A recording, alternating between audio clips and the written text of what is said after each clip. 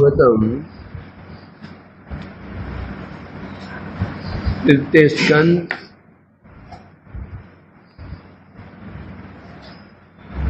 नवा अध्याय। अल्लाह महाराज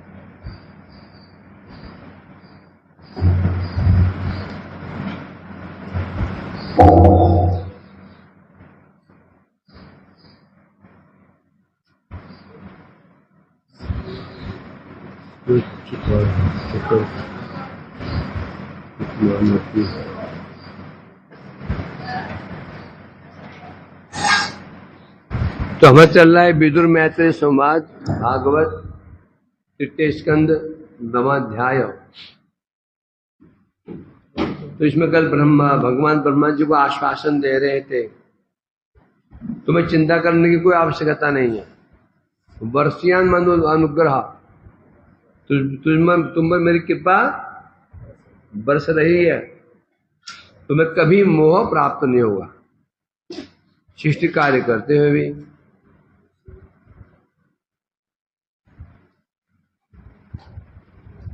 क्या श्लोक चल रहा था?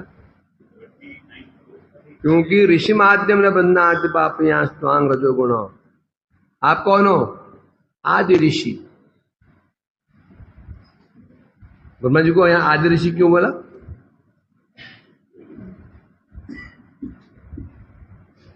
हाँ,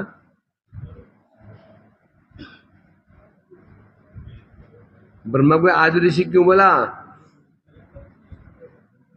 अच्छा, ब्रह्मा को आदि ऋषि किसे बोला गया? हर्ष,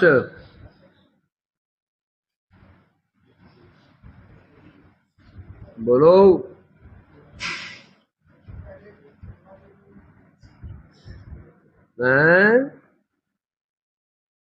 क्या सुनते हो पता नहीं।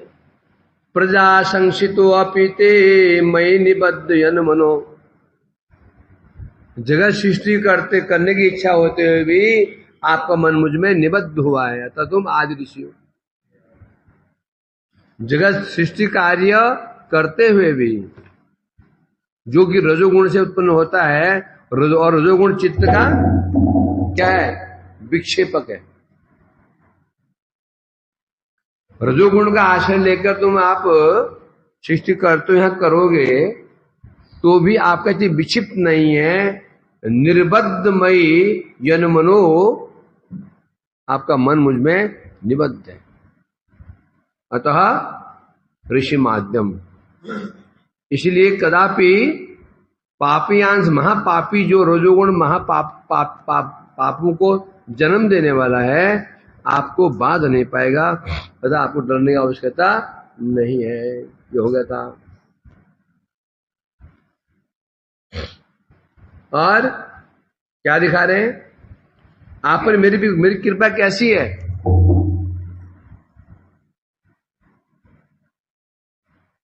देहिनाम दुर्विज्ञो हम, जो देहधारी प्राणी है, बद्ध जीव, उनके लिए मैं दुर्विज्ञ हूं।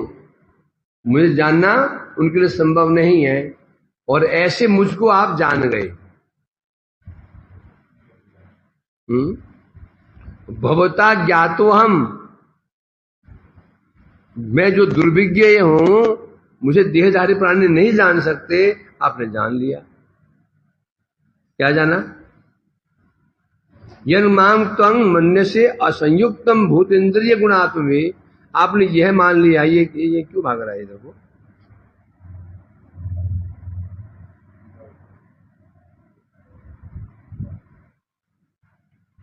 अर्थात आप मैं जैसा हूं, आपने मुझे वैसा ही जान लिया है। मैं कैसा हूं? भूतेन्द्र गुणात्म भी अयुक्त। जितने भी पंचभूत हैं, इंद्रियां हैं, जड़ गुण है, मैं इनसे असंयुक्त हूं, इनसे ऊपर हूं, रहित हूं। आपने मुझे ईश्वर में जान लिया। तो जो, और फिर क्या बताया?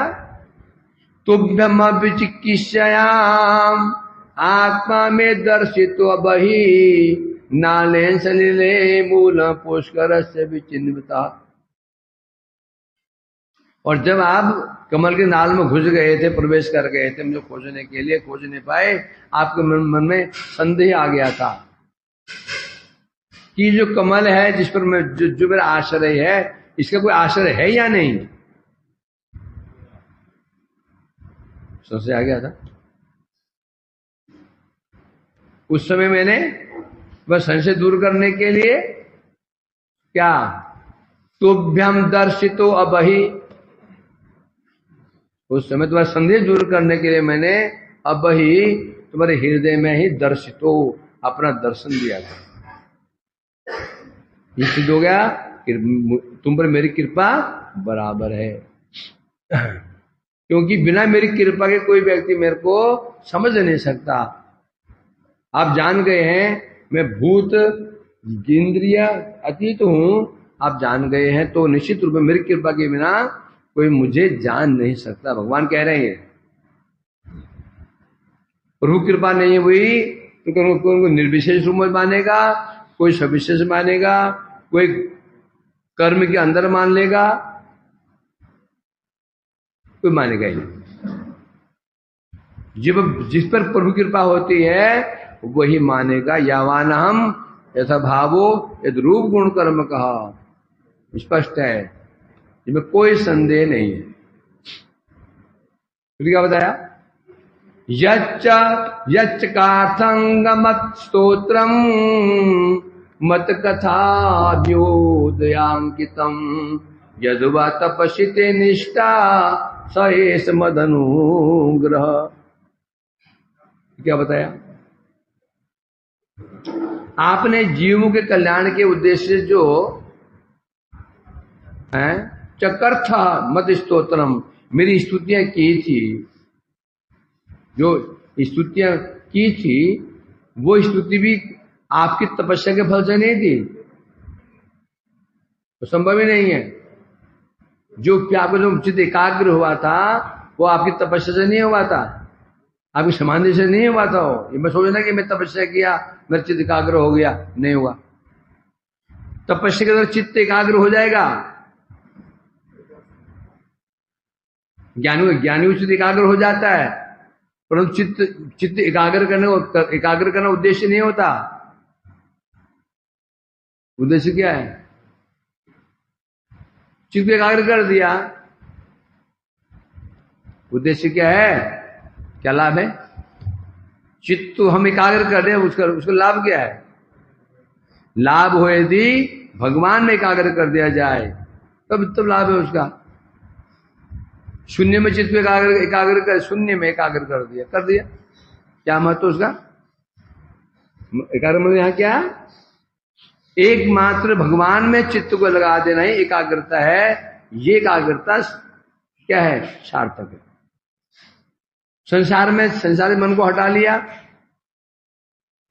एक निर्विशेष मन लगा लिया, क्या मिलेगा, फिर मिल सकता है क्या, लाभ क्या लगाने का। इसलिए कहते हैं आपने अपने चित्त को मुझ में लगा दिया, जो मुझ में लगाया ये भी अपने तपस्या के प्रभाव से अथवा अपने समाधि के प्रभाव से अथवा किसी भी साधन के द्वारा कोई व्यक्ति अपने चित्त को मुझ में निविष्ट नहीं कर सकता। अपनी चेष्टा से अपने चित्त को ब्रह्म में लगा सकता है, परमात्मा में लगा सकता है, और मुझ में नहीं है। तो तुम्हारा चित्त लग गया। ये कैसे हुआ, मद अनुग्रह, ये मेरी कृपा से हुआ है। इस प्रकार से ब्रह्मा जी बता रहे हैं कि जो ब्रह्मा जी के में जो संदेह बना हुआ है कि मेरे को कहीं मैं रजोगुण से लिप्त ना हो जाऊं, कहीं मैं भगवान को भूल ना जाऊं, तो भगवान कह रहे संभव कैसे है। वर्षयान ते मद अनुग्रह, तुम पर मेरी कृपा तो शुरू से बरस रही है, आज से नहीं। जब तुम्हारा जन्म हुआ तब से मेरी कृपा तुम पर बरसते ही जा रही है, तो माया कैसे प्रवेश कर सकती है। कल हो चुका था हमारा।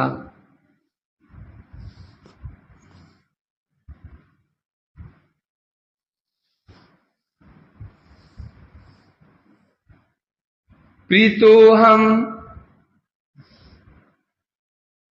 अहमस्तु भद्रं ते लोकानां विजयेच्छया यद स्तौषिर गुणमयम निर्गुणम मामनुवर्णयन।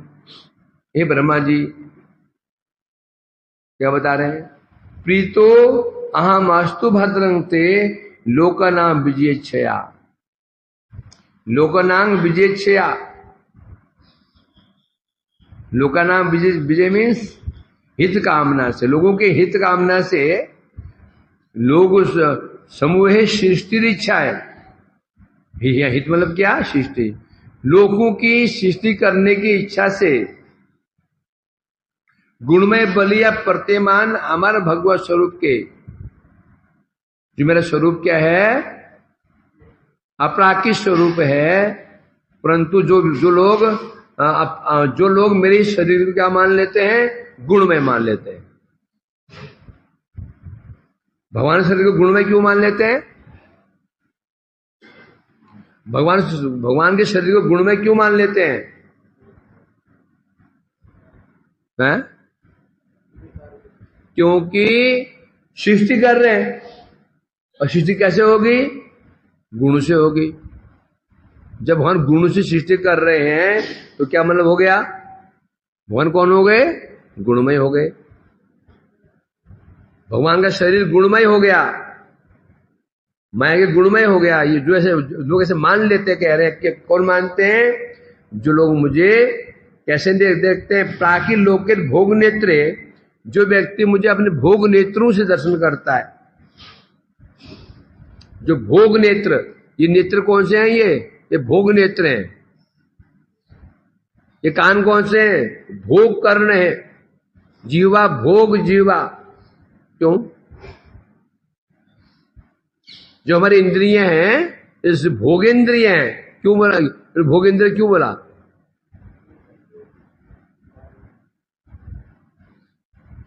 हैं? इन इंद्रियों को भोगेंद्रिय क्यों बोला?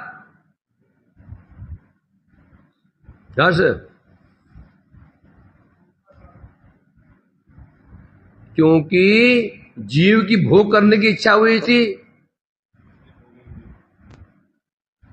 वो भोग कर पाए, इसलिए इंद्रियां उनको दी गई हैं। समझेंगे नहीं? ये इंद्रिय हमें क्यों दी है? उद्देश्य क्या है देने का? समस्या शुरू कहां से हुई थी? स्वरूप भ्रम से समस्या हुई थी। स्वरूप भ्रम हुआ, उसे उत्पन्न हुई असत तृष्णा, भोग कामना। यहां था, यहां चले जाता है। आज हो जाएगा? चलो बाद में बैठे, कर लेना, होने दो, बैठ जाओ। तो उसको भोग इंद्रिय क्यों बोला गया? क्योंकि जीव की पहले भोग करने की कामना उत्पन्न हुई थी। हाँ, बता दो क्या? ये समस्या शुरू कहां से हुई है जीव के साथ में? स्वरूप भ्रम से शुरू हुई है। स्वरूप भ्रम। स्वरूप भ्रम कितने प्रकार का होता है? स्वरूप भ्रम कितने प्रकार का होता है विजय? कौन सा? तो चार बताइए, एक कम है? हो गया, बोल। हाँ बताओ। ये हमारे श्रोता है, हमारे ये हमारे श्रोता है ना, श्रोता है सब।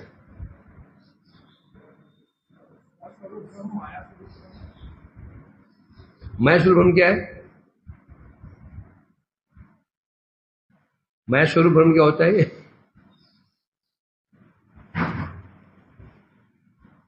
आनंद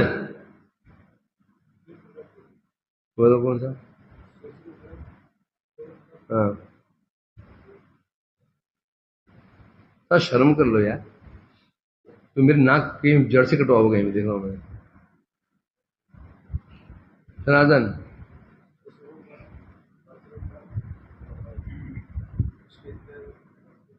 अच्छा,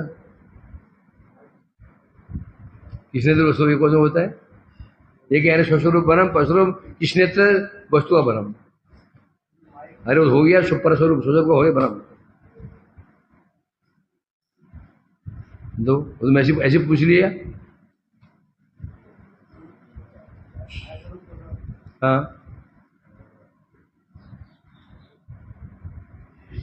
ये हाल है। आनंद, हर्ष है, इतर वस्तु क्या होता है? बोल,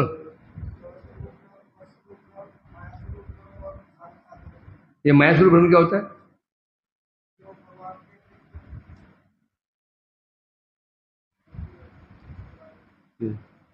क्या हाल है?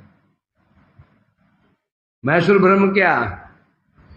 भक्ति के इतर वस्तुओं के प्रति भ्रम, भजन विरोधी, जो भजन के विरोधी जो वस्तुएं हैं उनके स्वरूप पर प्रति भ्रम। ये पता ही नहीं चलता कि कौन सी वस्तु भजन के विरोधी है। विचार बनता है क्या? हमारे प्रसंग हम प्रसंग दो ही थे यहाँ पर। स्वरूप भ्रम, असत मैंने भोग इंद्रियां क्यों बोला गया? क्योंकि जब जीव का स्वरूप भ्रम हुआ, जब स्वरूप भ्रम नहीं हुआ था तो उसकी एक ही तृष्णा थी, कृष्ण कृष्ण इंद्रिया प्रतिवांछा। कृष्ण को सुख कैसे पहुंचाऊं, उन्हें सुख कैसे पहुंचाऊं। जैसे स्वरूप भ्रम हुआ, पहले क्या स्वरूप था उसका? दासोहम दासोस्मि दासोस्मि, मैं कृष्ण का दास हूं, सेवक हूं। तो फिर तो कृष्ण क्या थी? सत। कृष्ण को कैसे प्रसन्न रखूं, कैसे प्रसन्न रखूं? स्वरूप भ्रम हुआ, अपने स्वरूप भ्रम हो गया। अब क्या समझ, आपने क्या मान रहा है? क्या आपने क्या मानने लगा? देह अस्मि, मैं शरीर हूं, किसी का पिता हूं, पति हूं, मालिक हूं, राजा हूं। ये अर्थात सीधी बात है जिसमें को पहले था मैं दास हूं, अब आ गया मैं मालिक हूं। क्या आ गया? मालिक। ये बुद्धि आ गई। जैसी ये बुद्धि आई तो क्या होगा? जो तृष्णा भी क्या हो जाएगी? असत हो गई। क्या है? भोग तृष्णा, अर्थात क्या? असत तृष्णा मतलब होता है भोग की कामना। भाई जो मालिक हूं भोग करूंगा ना, मैं सेवक हूं तो जब तो मैं सेवक हूं तो तब भोग नहीं कर सकता। मैं मालिक बन गया फिर मैं भोग करूंगा। ये तो हुआ स्वरूप भ्रम होते ही तृष्णा असत हो गई। असत मीन्स भोग, भोग की कामना आ गई। अब भोग की कामना आ गई है तो अब क्या करना अब क्या करना पड़ेगा? भोग करने के लिए क्या चाहिए? उपकरण चाहिए। क्या चाहिए? उपकरण चाहिए, भोग के उपकरण। अब भोग के उपकरण क्या मिल गए हमको? ये इंद्रियां। भोग भी भोग उपकरण से मिले, भोगा जा सकता है। जो हम भोग भोगेंगे उसमें हमको कौन सी इंद्रिय चाहिए, कौन से उपकरण चाहिए होते हैं? भोग उपकरण। और जो नेत्र हमारे हैं ये भोग के उपकरण है। हमारी इंद्रिय भोग के उपकरण है, इसे कहते भोग इंद्रिय, भोग नेत्र। यदि हमारे नेत्र भोग नेत्र नहीं है, यदि हमारे क्या है? शिवन्मुख नेत्र है, उन शिवन्मुख नेत्रों से कभी भी हम भोग नहीं कर पाएंगे। यदि हमारी इंद्रियां क्या है? शिवन्मुख है, उन इंद्रियों से चाह करके भी अब तुम भोग नहीं कर पाओगे। हो ही नहीं सकता हम भोग करोगे। और उसके विपरीत जब तक भोग प्रबल है तब तक, जब तक शिवन्मुख नहीं हुए तब तक भोग इंद्रिय, भोग से हम उठ भी नहीं सकते। इसलिए कहा भोग नेत्र, हमारी इंद्रिय भोग इंद्रियां हैं, ये भोगने के लिए दी गई हैं। विषय भोगने के लिए माया ने हमको दे रखा। पहले क्या दिया था? पहले क्या दिया? मैंने पहले हमें क्या दिया था? सूक्ष्म शरीर दिया था, मन बुद्धि अहंकार चित्त। कि मैंने देखा जो इसका उद्देश्य है, उद्देश्य पूरा नहीं होगा। उद्देश्य के लिए क्या? उद्देश्य भोग। अब भोग करने के लिए क्या चाहिए? स्थूल शरीर चाहिए, उपकरण चाहिए।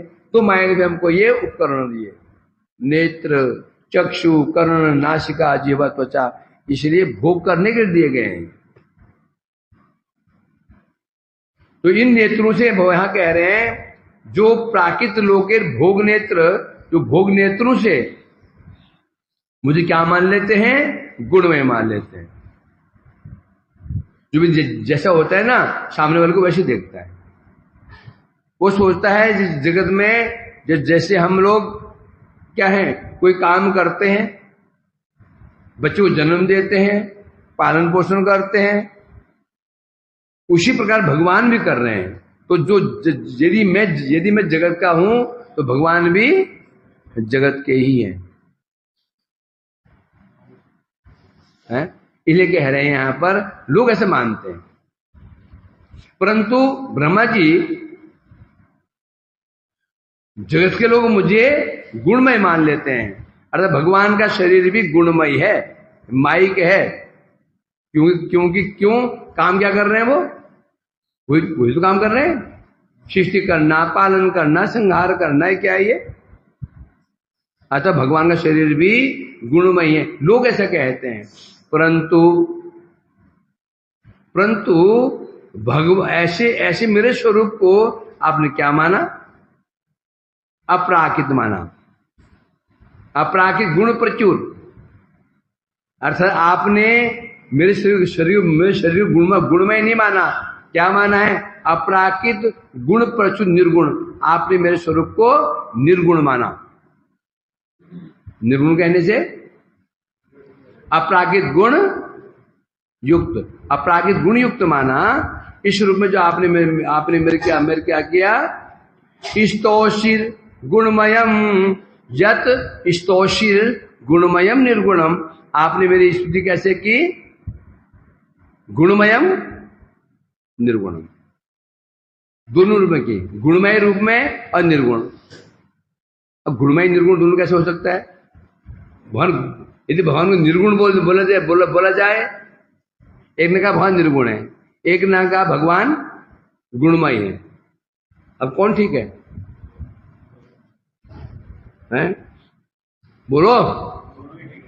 तो मतलब तो माया तो ठीक है फिर तो, और जो निर्गुण बोल रहे हैं अंतर बोलने में। भगवान का निर्गुण बोल दिया गया है, इट मीन्स भगवान में जड़ीय गुण नहीं है। गुणमय बोल दिया जाएगा तो भगवान में चिद्गुण है। निर्गुण बोलो और गुणमय बोलो, एक ही चीज है। परंतु अद्वैतवादी मायावादी निर्गुण कहते हैं, उनकी भावना अलग है। उनकी भावना का तात्पर्य यही है, उनमें गुण है ही नहीं, निर्विशेष है। इसलिए कह रहे हैं, जो अब ये कह रहे, इसलिए कह रहे हैं यहां पर, अतः माम अनुवर्णयन। आपने मेरा वर्णन कैसे किया? स्तुतियों में गुणमय के रूप में। मैं निर्गुण हूं, गुणमय भी हूं, निर्गुण भी हूं, अर्थात अपराकित गुण संपन्न हो, ऐसा आपने मेरा अनुवर्णयन, बार बार मैं वर्णन किया ऐसा। इसलिए भद्रम अस्तु भद्रम ते अस्तु भद्रम ते। अर्थात भद्रम माने ब्रह्मा जी आपका कल्याण हो। प्रीतो हम अस्तु, आपके इस कार्य से मैं बहुत संतुष्ट हूं। आपने मेरे को प्राकृत नहीं माना, आपने ये मान लिया, आपको पूर्ण विश्वास है मेरा शरीर प्राकृत नहीं है, गुणमय नहीं है, इसलिए मैं संतुष्ट हूं। अतः अस्तु भद्रम ते मने तुम्हारा, भद्रम मने कल्याण, अस्तु मने हो आपका कल्याण हो। आशीर्वाद दे दिया, मैं तुम आशीर्वाद देता हूं तुम्हारा मंगल हो। टीका में कह रहे आरो आमर कृपा होते उचित, अर्थात मत कृपा जनित भक्ति द्वारा ही आबार आमी अत्यंत प्रीत होई एर वो अद्भुत आमार परिपाटी देखो बता रहे हैं। मेरी कृपा से उत्पन्न क्या होता है? भक्ति। क्या बता रहे हैं? मेरी कृपा से जो उत्पन्न भक्ति होती है उसके द्वारा ही मैं संतुष्ट होता हूं। भक्ति वसो पुरुष। और भगवान संतुष्ट कैसे होते हैं? कैसे होते हैं? भक्ति से। और भक्ति कैसे प्राप्त होती है? आमर कृपा से। अब प्रश्न होता है क्या भक्ति भगवत कृपा से, भगवान की कृपा से भक्ति होती है? क्या भक्ति भगवान की कृपा से होती है? विजय, क्या भक्ति भगवान की कृपा से होती है? हैं? सनातन?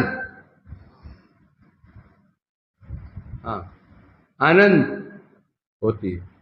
मुरारी होती है। होती है ना? आप कुछ बोल रहे हैं क्या? मैंने क्या पूछा? होती है नहीं होती? हाँ है ना बोलो। लो तो वहां झूठ बोल रही है।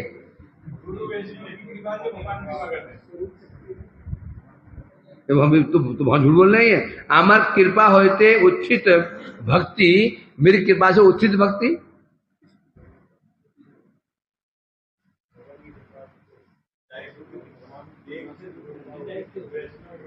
हाँ? इसमें फिर ऑप्शन आ जाते हैं। यदि भगवान की कृपा से भक्ति होती हो तो समस्या खड़ी हो जाएगी भगवान के लिए। किस पर कृपा हो रही है, किस पर कृपा नहीं हो रही, मतलब भगवान भी पक्षपात कर रहे हैं। भगवान स्पष्ट कहा समोह सर्वभूतेषु मद्विश्वस्य न प्रिय। मिले सब समान है, न कोई मेरा मित्र है न कोई शत्रु है। तो भक्ति भगवान की कृपा से होती किसी को हो रही है, किसी को नहीं हो रही है। इसका मतलब क्या हो रहा है? भगवान क्या कर रहे हैं? पक्षपात कर रहे हैं। एक को हो गई, एक को नहीं हो रही है। इससे भगवान का जो समभाव है उसमें क्या आ गया? दोष आ जाएगा। फिर बोलते हैं भक्ति भक्तों की कृपा से होती है, ये गलत है। तो सिद्ध हो गया भक्ति भगवान की कृपा से नहीं होगी। होगी तो भगवान में क्या आ जाएगा? क्या आएगा? क्या दोष? पक्षपातित्व तो दोष आ जाएगा। आएगा अवश्य। तो भक्ति भी कैसे होती है? कैसे होती है? तो भक्ति भक्तों की कृपा से होती है। भक्ति भगवत भक्त संज्ञान पर जाए थे,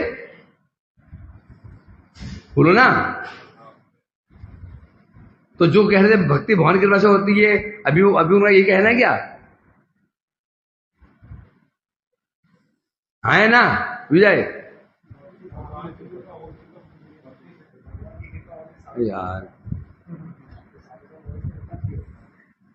भगवान की कृपा से भक्ति होती है क्या? ये पूछ रहा हूं मैं। दोष नहीं आ जाएगा उनमें?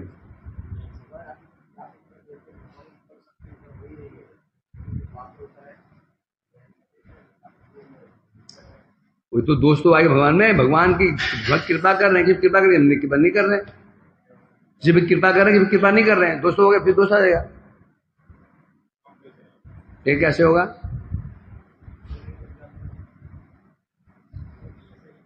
हम क्या बताएं? तो भक्ति कैसे होती है? भगवत भक्त कृपा से, तो भी दोष आ जाएगा। क्यों भक्त कैसे होते हैं? भक्त भी समदर्शी होते हैं। किसी दे रहे हैं, किसी को नहीं दे रहे हैं, रेवड़ी बांट रहे हैं। तू आजा, तू पीछे। भक्त कैसे होते हैं? सर्वभूतेषु या पश्चेत। और सब प्राणी में भगवान को देख रहे हैं। वो उनमें भेद उनमें भी नहीं है। फिर किसी को भक्ति दे रहे, किसी को भक्ति नहीं दे रहे। भाई तुम्हें भक्ति कृपा से भक्ति प्राप्त हो रही है, तो किसी को हो रही है, किसी को नहीं हो रही है, तो फिर भक्तों में दोष आना अवश्यंभावी है। फिर ये भी बोल दिया भक्ति स्तु भगवत भक्त संगेन परिजायते, ये भी शास्त्र वाक्य है।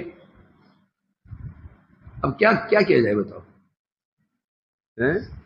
समस्या खड़ी हो गई तो हैं? भक्त्या संजाते, भक्त्या, भक्ति से भक्ति उत्पन्न होती है, भक्ति से ही। तो फिर ये जो मैं कहा भक्ति तो भगवत भक्त संगेन परिजायते, झूठा हो गया फिर। वो भी कैसे हुए?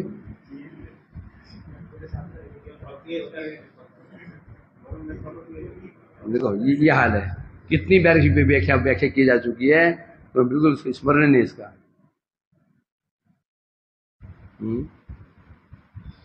क्या ये सत्य तो ये बात है, भक्ति भक्त कृपा से ही होती है। वो भी कौन से भक्त? मध्यम कोटि का भक्त। उत्तम कोटि का भक्त समदर्शी होता है, वो जो उपदेश देगा ही नहीं, जो उपदेश देगा ही नहीं, वो तो सब पसंद कर रहे हैं। मध्यम कोटि का भक्त होता है, वो होता है विषमदर्शी।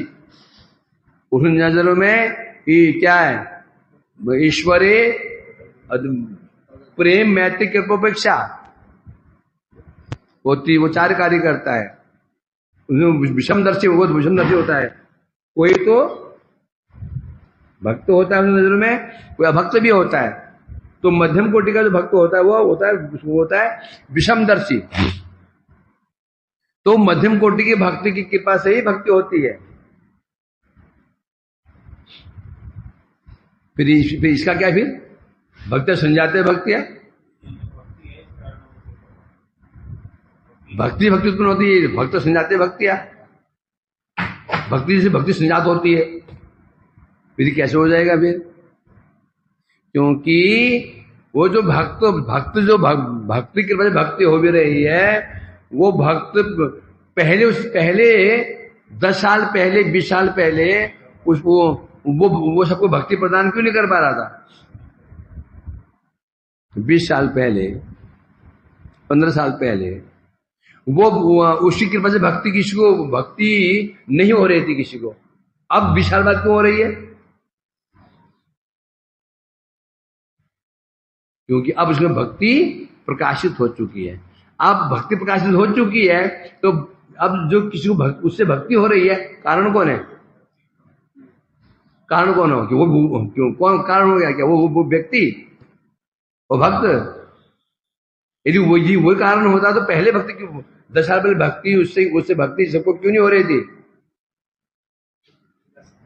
अब हो रही है। तो अभी क्या विशिष्टता आ गई उसके अंदर? उसको भक्ति प्राप्त हो चुकी है। तो अब जो भक्ति किससे कर रहा है फिर? अब भक्ति किससे कर? जो कृपा की जो भक्ति किससे दे रहा है? ये भक्ति से ही भक्ति हो रही है।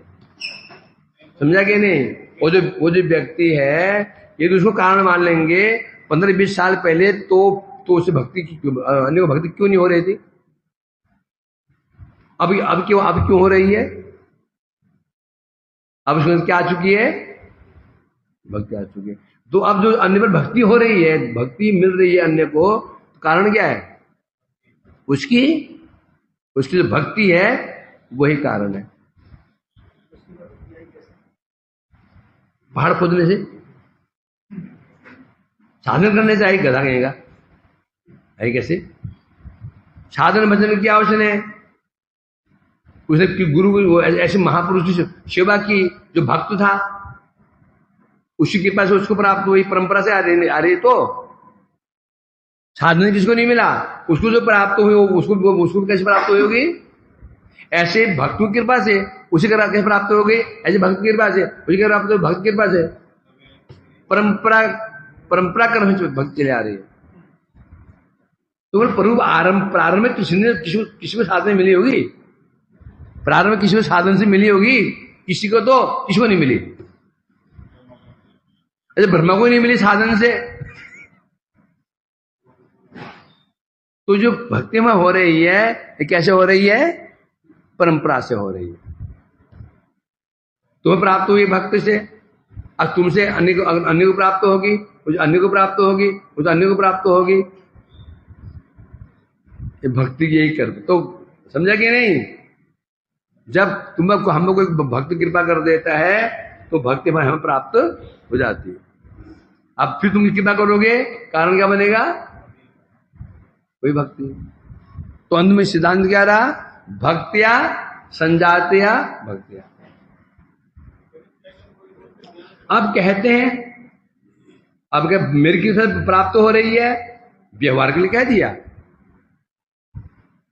कुछ गोष्ठी में बोल रहे हैं कि कृपा भगवान की भक्ति प्राप्त होती है, दोस्तों ये भी नहीं है।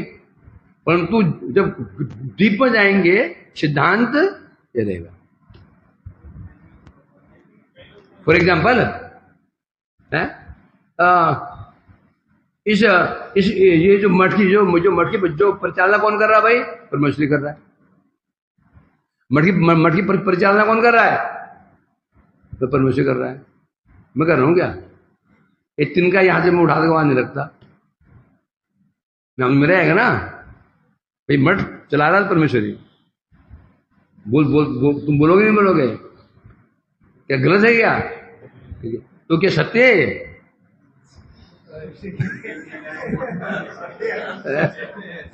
अब डर के मारे बोल रहे सत्य है? तो जब डीप में जाएंगे तो सिद्धांत ये रहेगा कि मठ की परिचालना एक सिस्टम कर रहा है, एक सिस्टम कर रहा है, सब सिस्टम भाग बने हुए।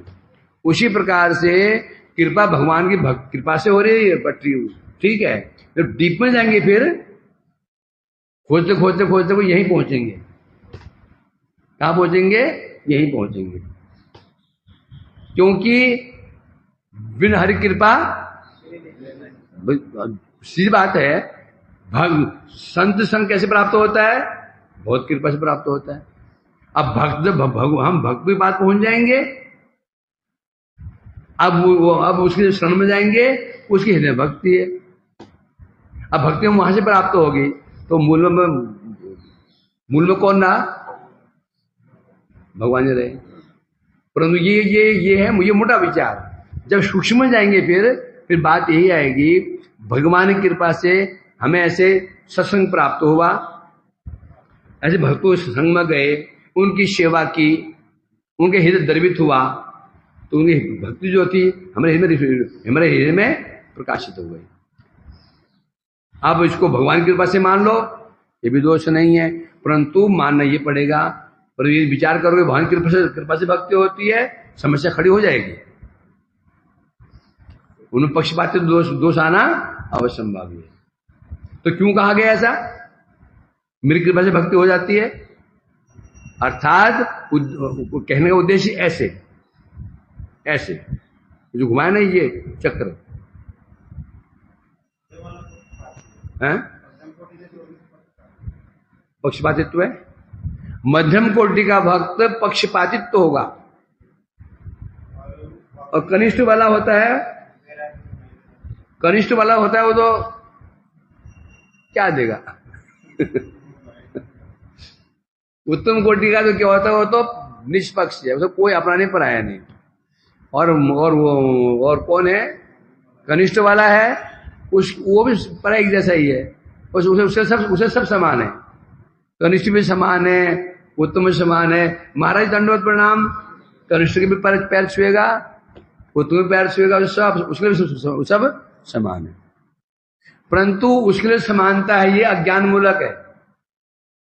उत्तम कोटि का जो भक्त होता है सबसे समान व्यवहार करता है, क्योंकि परंतु ये क्या है? उसकी अपना स्वभाव है। और कनिष्ठ व्यक्ति सबको समान दे देता है। इसी कारण क्या है? उसकी अज्ञानता। मध्यम कोटि का वैष्णव अज्ञानी नहीं है, इसलिए ये पक्षपाती रहेगा। ईश्वरे अधीनेषु बालिशेषु द्विषासु।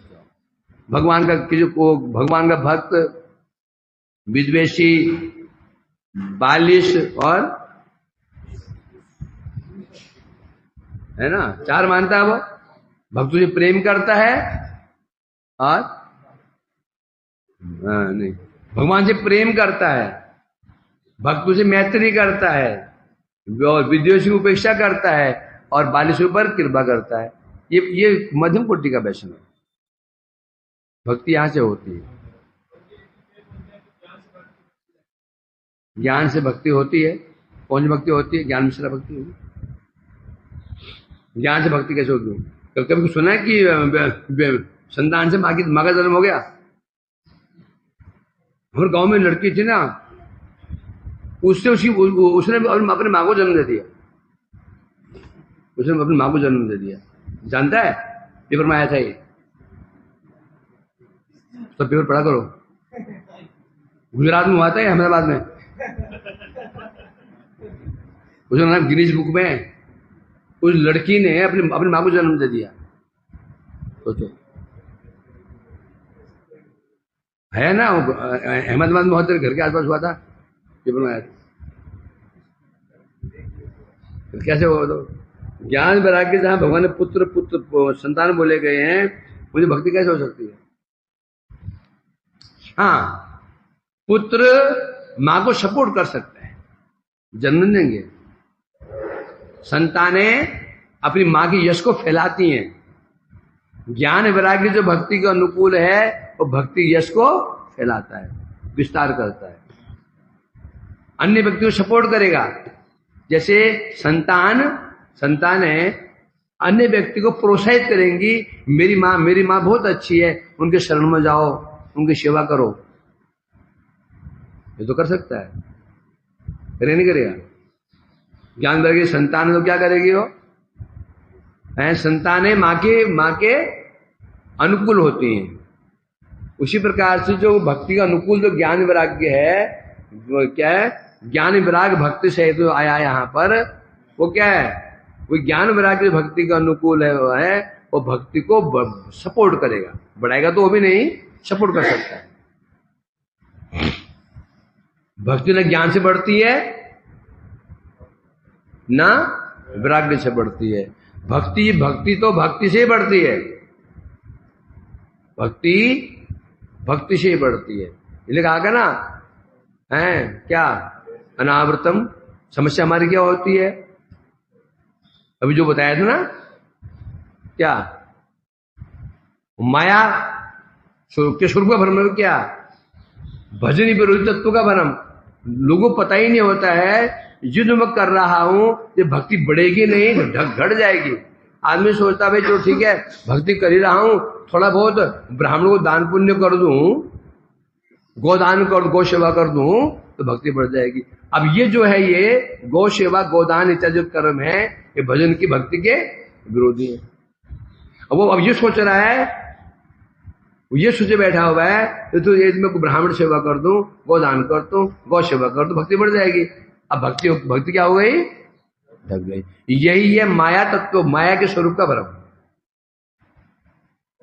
भजन विरोधी तत्व है, उनका भ्रम बना हुआ है, पता ही नहीं है कि भजन के विरोधी क्या चीज है।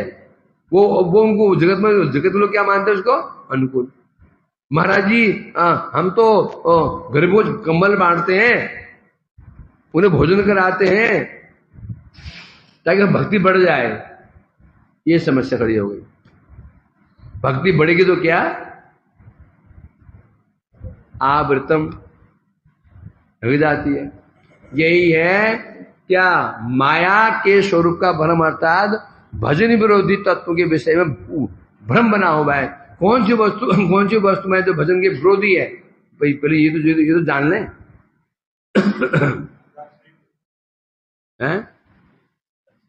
तो जान बच्ची, दिमाग हुआ। ये कब से ले गए? थोड़ा सा नहीं है, पूरा तित्ते सुना सही है। हैं? नहीं फिर शुरू हो जाएगा।